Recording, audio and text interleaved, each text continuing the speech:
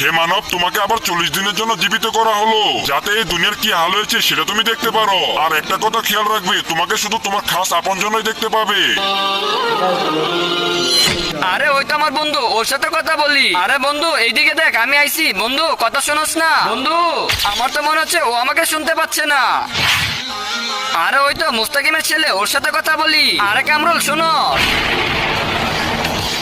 আরে বাবা ভয় পেও না, এদিকে আসো, আমার কথাটা তো শোনো। আমাকে আল্লাহ তাআলা 40 দিনের জন্য জীবিত করে দিয়েছে, আর আমাকে সেই দেখতে পারবে যে আমার খাস আপনজন। আজকে দেখবো কে শয়তানকে হারিয়ে মাকে জিতিয়ে দেয়। মাকে ভালোবাসলে ভিডিওটিতে লাইক করে দিয়ে চ্যানেলকে সাবস্ক্রাইব করে দাও। আর শয়তানকে ভালোবাসলে কিছুই করতে হবে না। আর বাবা তুমি এখন আমার সব থেকে আপন, তুমি দয়া করে আমার ফ্যামিলির সাথে আমাকে দেখা করিয়ে দাও। ঠিক আছে চাচা, আসেন আমার সাথে আসেন।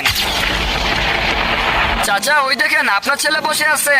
আরে শান্ত, তুমি এখানে বসে জুয়া খেলতেছো? তুমি কি ভুলে গেছো যে তোমার বাবা